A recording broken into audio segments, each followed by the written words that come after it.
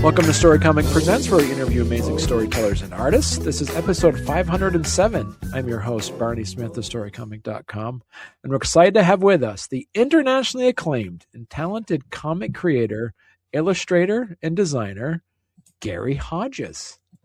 Gary. I'm happy to be here. Thank you. That's, internationally acclaimed. That's exciting. See, I know. See, exactly. Yeah. And so our viewers who will be watching this interview can see the joy of your background. You have a Gen X smorgasbord of visual delights behind you. I do. Yes. Yes. I hope you're all very envious. This is what happens when you have an okay job and no kids. And so our listeners are probably like driving in the car or on the subway thinking, well, what are we looking at? I'm seeing like some G.I. Joe things. I see like an Akira thing. It's like and tons of like graphic novels sitting there, and like tons of graphic novels. And I've got let's see here, I've got some dinosaur toys and figures, which I kind of use, that's sort of work related, at least my comic work. I've got the G.I. Joe boxed set. I've got the Akira box set. I've got a plush, let's see, I'm trying to do this in reverse. A plush zombie that's supposed to look like me down there. I've got a Robotech figure sitting on top of Akira. I've got all sorts of little what's that? What's the ball cap there? What's that hat? That's my college, NAU, where I went to school. So Northern Arizona University. Yeah, it just actually ended up there. It's not part of the whole. It's not part of the display. It's not part of the museum. It's just where I set it down. So yeah. Before we started the interview, we were just kind of like showing off our different Gen X toys that were sitting. I got a few on my desk and all that kind of fun stuff. Yeah. But it's really exciting. So Gary, I guess I just want to kind of start things off by having, our listeners kind of get to know you a little bit. So quick origin story. You've been spending 8 years making comics. Is that true? Yeah. Let me see. 8 years. Is that correct? Yeah. 8 years. I started kind of late. It was finally I had an idea that just sort of bit me, and I've been doing it ever since. But 8 years. The first book in my series, DvsM, which abbreviation for Dinosaurs versus Marsbots. It's like a sci-fi horror comic. It came out in 2018. Wow. So you said, was it Marsbots? Marsbots, yes. Okay. So robots from Mars, obviously. That's as everyone knows. Right. Yeah, it was originally a very kind of, you can tell from the name, kind of a goofy Mars Attacks B-movie sort of concept. And it started as prints, and almost like how Mars Attacks started as collectible like trading cards with just little random scenes of Martian violence. Dinosaurs versus Marsbots was very similar. I was just doing prints of different dinosaurs and aliens fighting, and I was going to cons and I was selling these prints. I had a coloring book where it was basically the prints just uncolored with some lore in there. People could buy it. I would give you a box of crayons if you bought it. And, I did that. And it was going well. And the first few years I was doing that, I would always have someone come up to me at a con and say, like, I want the story. I want the whole story. You're going to do a comic. And I was, for years, I was like, no.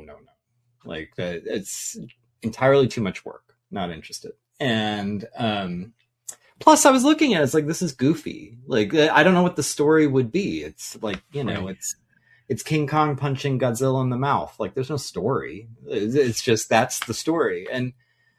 But from people asking me about it, I do like to write and I love to storytell, and it just kind of got me thinking, like, well, if I did do a comic, what would that be? How would you do a comic if you were going to do this? And I started to get ideas. And then once you're doing that, it's over. Like you I just got the itch. I was like, okay, I got to try this. I got to try this thing. And I only committed. I was like, I'm going to do one, see how that goes. And I found it a super gratifying experience artistically. And it was, it's not, despite, my international acclaim, it does fine. It does well enough to feel like this isn't just a total passion project, or completely like my own thing. It kind of clicked for you when you made the comparison of like, it's like a Ken Burns documentary on War of the Worlds. Yes. Yeah. That was my entry in, because I felt like other creators could absolutely do a Mars Attacks sort of thing with the premise I set out, and it would be great. I just felt like that wasn't going to keep me in. I needed a different way in. And yeah, I thought, what if it's like a Ken Burns account of War of the Worlds? Something like that. What if each issue is one particular person's account, firsthand account of this strange top secret sci-fi thing that took place? And that, once I had that thought, it all kind of came together. I was like, oh, then you could do a story about a man in black. That could be one issue. And you could do a story about a scientist. That's one issue. You could do a story about a soldier. There's one. And like the one I'm working on right now, it's like, how about a story about an abductee, like someone who the aliens abducted and what happened. And, once I had that, I was like, now that I can get excited about, because it makes it a little more dramatic and a little more emotional and a little more, I just felt like there was more meat on the bones, and I could do something with it. I could do a limited series, and I could tell like a whole story that when you got them all together, you'd feel like you had something. And then after I'd already started working on it, I read World War Z, which, if you've only ever seen the movie, like I would say, like definitely check out the book, and especially the audiobook's fantastic. But that was like a proof of concept for me, because it was almost the same thing. It was, let's say there was an alien or a zombie apocalypse, and humanity survived it. And now it's like this Ken Burns, like going around and collecting all these accounts of the zombie apocalypse. So you had like, the prime minister of some country, you had a scientist, you had a doctor, you had a soldier. And once I saw that and I really loved that book, I was like, okay, so you can do this. Like it can work. And that just made me feel like, all right, I'm on the right track. I'm going to see this through with that approach. You kind of mentioned like the abductee kind of aspect of things. So this is kind of fits a sci-fi. It's like sci-fi, but it also has a horror aspect to it as well. Yes. Yeah. Absolutely. So what would you say makes like the documentary style storytelling such a good fit for the horror then? I've always felt, well, first of all, I mean, my background, I in college, I thought I wanted to be an anthropologist, so I studied anthropology. I've always found something really powerful and interesting about the firsthand account, like, someone's individual experience of something. Like, I just find that sort of riveting. And so I thought, well, that's a fun framing. If I can come up with every one where it's like someone is basically directly or indirectly sharing their story. Like, I think that's just always captivating to me. And I have to assume probably other people too. And then when it comes to the sci-fi elements and the horror stuff, I think it makes that stuff hit harder, and it makes it seem less Mars Attacks, less like sort of just for spectacle and fun, and more for the experiential part of it. Like if you're relating to this person on a human level, it just makes it a little more vivid, a little more tactile. When, I've always had the kind of the creative philosophy with this series that if I tell a really good human story and you buy these characters as real human beings that you're sort of interested in or moved by or intrigued by, or, you have a reaction to, if I can get you to accept all that, when an alien or a dinosaur or something comes into frame, that's going to make it hit completely different. It's going to feel much more everything, more real, more scary, more shocking, more, like all the things. I thought that was just a way to hack into your suspension of disbelief. Like if I can get you on board with and this is, well established, like, Star Trek is about people. Like, that's how you sell Klingons and aliens and Strange New Worlds, is like you get them interested in the people. Something like It is like you get them to buy into the kids. Right. And then, like, okay, now that you're in this in a real emotional way, in a real way, now we can take you on a strange fairy tale journey. So what's the basic shape of this war then, without spoilers? It starts in the mid-70s. To call it a war, I mean, I describe it as a war, but it really just feels like incursions and attacks by these aliens.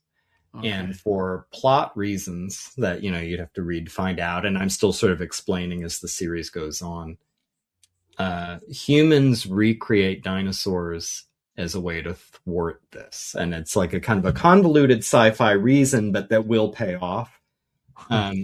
But it's something that it evolves, it escalates. It's a little bit of a story about unintended consequences. And then it peaks at some point, and then there's an abrupt hitting the brakes, which we'll, exploring later in the timeline. So there's some intrigue about what is going on and why, and like the chart of this like quasi-historical dinosaur Martian war, like what happened. But it's really about following the human experience of going through this strange event. And that's why I think of like the Ken Burns thing a lot, where it's like, if you watch Ken Burns, the Revolutionary War, is it about the Revolutionary War? Or, for example, Ken Burns' The Civil War. Is it about the Civil War? Yes, absolutely. Is it also really kind of about these individuals' experience of the Civil War? Like the letters they're writing their wives, and like how it felt, like what it was like on the battlefield? Like it's more about that. And in that, it's more of a human story than a war story. And I think I'm kind of trying to do the same thing with mine. Well, hey there. If you're enjoying our podcast, don't forget to subscribe on YouTube or leave us a 5-star review on your favorite podcast platform. Your support means the world to us and helps us keep this show going. We love hearing from you, so any feedback is welcome. And thank you for being a part of our podcast family and for all your support. It truly means a lot to us. You have it set, like you say, in like 75, 79, 97. Mm-hmm. What does that timeline let you do? Well, mostly it lets me kind of chart the evolution of this like multi-year conflict. So you can see like how it starts, how it ends, and all like the little the ebbs and flows of it. It allows me to do that. It also, just from a purely a storytelling perspective, it allows me to do the fun stuff of like, look at these wide ties in the 70s. Look at this cool, look at these cars. Like it becomes a period piece, some of them, where you're like seeing like, oh, look at like the rotary phone. And then, then you follow it up with one, and like the latest one I did is 2001, where you get that kind of switching around of like, you're seeing people wearing plaid with rotary phones and big hair, and then suddenly you're in 2001, which doesn't look wildly different from today. And you get to have these little different. I really feel when I'm done, if people can read the series and feel like they had a really rich experience of lots of different kinds of people from lots of different walks of life, lots of different demographics, but also lots of different eras. Like, I think that will be a satisfying thing where you really were kind of on a journey. How much of this did you have to do as you mentioned, it started off as just images. Yeah. And then did you decide to, like, as you said, like make the story? Did you then kind of go in and start doing the world building aspect first before you actually started doing character development? I think, let's see, the sequence of events. I think initially there was almost no world. It was just like, what's a fun image? So like, I'm going to do a drawing of a Styracosaur goring a alien robot, okay. And that's the whole thing. And then it's like, okay, well, if I was going to do a story, like what's going on? Why are there aliens? Why are there dinosaurs? And you start coming up with the kind of the lore of it, the world building, like you said. Right. But then when you're actually going to like, okay, now I'm going to do a comic. I mean, you can't make a comic out of the appendix of the Silmarillion or whatever, like you have to come up like, who are the people? Like, what are they doing? What do they want?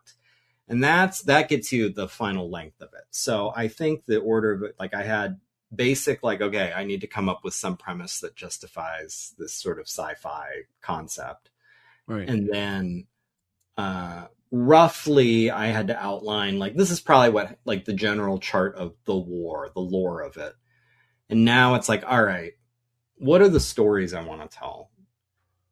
What kind of human character is best suited to tell that kind of story? Mm-hmm. What kind of situations can I put that character in to show off character qualities that are going to bring out these themes? Then you're building like that. So and then sometimes it's just arbitrarily at the very end, you're saying like, all right, so when? Is that a 79 thing? Or like, now sometimes it's obvious, like I have a scientist who's involved in the making of the dinosaurs. So that has to be early, so I know that's not going to be a 90s story. That's going to be like toward the beginning. So you kind of ballpark it. But sometimes like this latest one I did, the soldier story, that could be anywhere. Like if there's a war or a little conflict, you can have a soldier story told 70s, 80s, 90s, whatever. I ended up choosing, it was like the kind of soldier story I want to tell. It just made sense to do it later. And you pick a year. In this case, I was like, for some reason, it just felt right to me to have it sort of in the shadow of 9/11. Like that just felt appropriate. So I'll do 2001, and we'll just set it there. And so usually that's all that's going into the when is like what makes sense. But it's most important to get the characters right and the plot, like figuring out again, what theme do I want to explore and what's the story that will help me do that. How did you keep your readers oriented when the POV resets every installment then? I try to, it's funny, each time there's an element of like clearing the table and going from scratch. So I try to write them all so they're completely standalone. So when people come to my table at a con and they're like, well, which one should I start with? And it's like, what does your heart tell you? Like, I don't, like, I mean, I'll pitch them all the stories and they can pick the one that's speaking to them, that sounds exciting to them. I mean, I can tell you like, this is the order I wrote them, or I can say like, this is, whatever. But like, if you say like, well, I kind of like the idea of this like innocent bystander who just gets, arrested after they see something they weren't supposed to see, well, start with that one. The benefit of that is you can read them in any order and you get a fat comic. Like some of the comics are like 60 pages because it's a completely self-contained story. Like you get a full character arc in each book. The downside, though I don't think of it this way because I find it really fun, is every book I need to reestablish a new character. You're meeting a new character for the first time. So and you have to start with basics. You have to start, what do they look like and how do they act and how am I introducing them and how am I like easing the reader into this story. You'd never get the benefit really of like, who Eddard Stark is, or like, who Darth Vader is. I don't need to re-explain this, like, and like, let's just go. Like every time it's like a brand new character that's like, all right, so now you're going to meet this person. But I actually really love that part. I really love each time coming up with like, what kind of person is in this one? Because the fun of the series, I think, in writing it, and I hope for people reading it, is each time you're going to meet a completely different person who's at a completely different vantage point in this whole bigger story. And they have their own experience and their own dreams and hopes and their own way about them.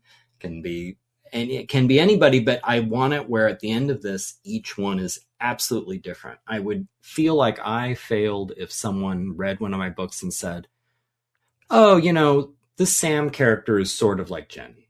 Like, I don't, I want them all. It's like, no, they're all completely different. And what's fun is when I meet readers, like they refer to them by like the POV character. They don't refer to them by the year. They don't refer to them by like the subtitle or anything. It's like, oh, I love the Ruben one, or I love the Jenny one, something like that, which that makes me feel like I did it right, where they think of the story as about that person.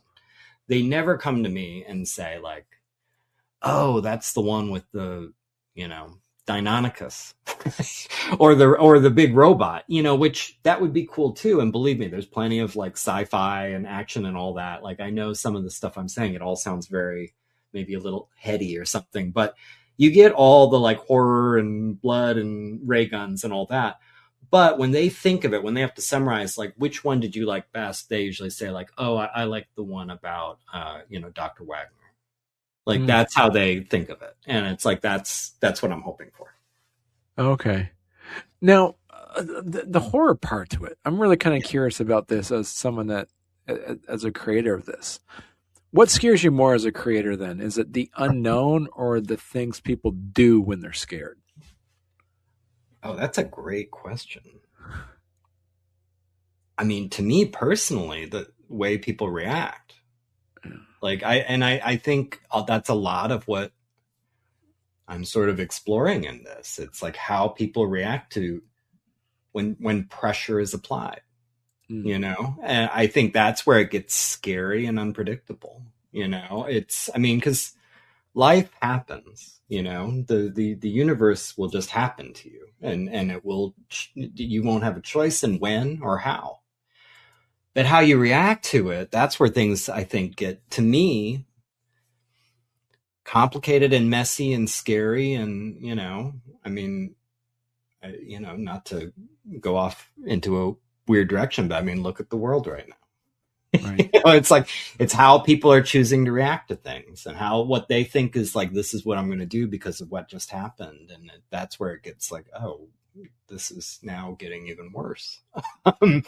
So I think like in terms of storytelling, what's interesting is to kind of do an examination of a character and come up with scenarios that reveal them, in ways that maybe they didn't even understand themselves about themselves. Like, I think that's I think the human experience. Like, I think you would behave a certain way in a certain situation, but you don't know, and you might be surprised. And so then life gets tough, life gets hard, life gets whatever. And you learn things about a person that you wouldn't have ever known otherwise. I think that's interesting to me dramatically, but that's also where there's a lot of horror potential, people seeing their fears realized, people, scared of losing something that's important to them, and like, what will they do in that situation? Stuff like that. What's your rule then for when you show the monster versus when you keep it off panel? That's also a great question. First of all, I like a lot of build-up. The Jaws model is a good one. Like, I like to really, like, let's take our time and really spend the time on the human characters, like present the threat, like put it out there as a thing, as an abstraction, but like, let's spend time with the characters and like, we'll kind of ease into it. But once it does happen, I'm a big believer in,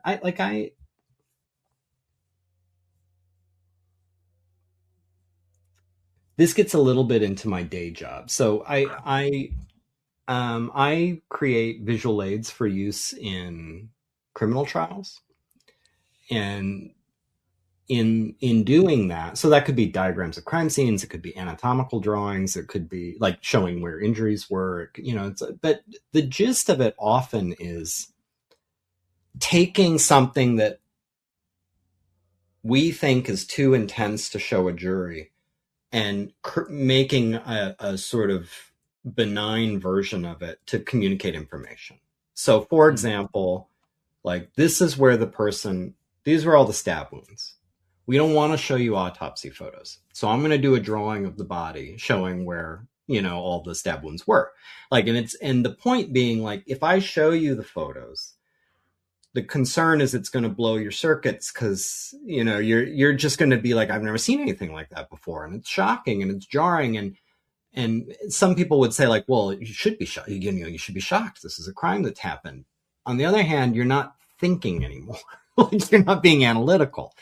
Now, how this comes to the comic is, it is my belief, from having seen both sides of this, the sort of audience-friendly version and the real version, that reality can't even compare to any crazy movie or comic or book you've ever read. Like, there's something so shocking about the starkness of reality that the stylization of presentation in whatever media you're talking about only kind of diminishes it. So when I'm trying to draw an alien or a dinosaur or violence happening or something, I'm usually trying to draw it, as crazy as it might sound, exactly how it would look. Like, this is like, so I'm trying, like, what would an alien look like? What would a dinosaur, like a real dinosaur, not a Jurassic Park dinosaur, what would it look like? What if someone got hit by a ray gun or mauled or something? Like, what would that look like? And because I have this inherent belief that that is far more powerful than if I was just approaching this, like, what would look cool in a comic book way? Another example of where I feel like, I managed is, I've had lots of people tell me, and from the different books, different people, different books, say, there's something about your violence that's really unsettling. And I think, like, that's mission accomplished. I don't want it to be, I would hate it if anyone ever looked at some of this stuff and was like, that's awesome. Like, I want that on a t-shirt or something, like, I think violence should be disturbing. I think you should react to it as if you actually saw it. And if you actually saw it, you wouldn't say, like, that's cool. You'd be like, oh, like, that would be, I want that reaction. And as you can maybe tell from me talking about it, the horror element isn't so much like, oh my God, it's an alien, or, oh my God, it's an angry dinosaur. The horror elements of my books are usually like, look what they did, look what they did to this guy, look what they did to this woman, like, I mean, that's usually the, like, oh, like, and I think I would rather get the horror reaction, not from the threat of something, but from an empathetic place, where you're looking at this character that you care about, or just a human character in general that you feel like, it's like, I don't want to see anything bad happen to that person, and something does. And, like, I think that's where, to me, where horror lies, is like kind of helplessly watching. So usually I'm trying to, that's where the place I would ideally like to land, is something where you feel like you actually had a bad experience in a way. Now, I feel like the story should be enjoyable and it should be satisfying, and it should be like, oh, that was exciting at the right parts, or interesting at the right parts, or scary. But I think when it comes to the horrific elements, I want you to kind of feel uncomfortable with it. I don't want you to be entertained so much with the horror elements. I want you to be affected, which I feel like are a little different. So what would you say then, like, what's one lore detail you're proud of because it just felt believable? I like, there's one in particular that's been called out, and I was particularly proud of it. And to me, it feels so true to life. There's in DvsM 1979 about the scientist. The scientist, the lead character in it, has sort of a harrowing encounter with some aliens, which she survives, but she's knocked unconscious. And in her sort of disorientation, she's trying to get up off the ground and she slips and she falls and clips her teeth on the counter on the way down and like shatters her teeth, you know, like, and it's just a thing where it's a very everyday sort of thing. But I think what works about it is it's totally plausible. It feels very everyday. It's very uncomfortable to think about because you can imagine, like, it's hard to imagine getting hit by a ray gun. You can imagine falling and clipping your mouth on something. Like that's something that's relatable, you know, and it hits differently. And I like that in that book, you see people get hit by ray guns and things, and it's gross and spectacular and all those things. But I think more people who read that book, they train on the fact like, oh, when she falls and hits her mouth on the side of on the counter, you know, like the edge of the desk, it just sounds so awful. And it's, I think that's why I put it in there, is to give you something where you're like, you know, like, ugh, that hurts. Like, that's terrible. That to me is an example of, and I'm not saying the way I do it is better or worse. It's just the way I do things. Like if there's like a signature, it's like, that is something that's very Gary Hodges, where it's like, that's an example of here's a way of inserting some reality into this heightened sci-fi premise that grounds it and makes it feel like something you wouldn't see in, you know, a Marvel or a DC book. Like you wouldn't see someone slipping and hitting themselves. It's just, you know, but it's again relatable. So if someone's brand new to DvsM, yes, where should they start and what should they expect then? Well, like I said, I feel like you can read them in any order, and I have summaries on my my shop so you can see what each one is about. So if one sounds especially interesting to you, I would say just start there. Personally, like if there's a canon order, I like release order, which is, you know, and you can find that different places, but it's basically, it goes 75, which is the one, it starts with 1975, the one about the Man in Black. That's the first, it's not only the earliest one in the continuity, it's the first one I did. And it's the first one I would, if I was reading this in the, what I would consider the canon order, I would say you would start with 75. But again, you know, if you're like, well, I'd rather hear about whatever, then I would say try that one. You know, they really are meant to stand alone. I think you get more out the more you read, because then you start to see all these little connections. And characters in some might pop up in little ways in others. And, you know, you get more of a rich experience from it. But so Gary, then if people want to learn more about you and your work, where is the best place they could go to?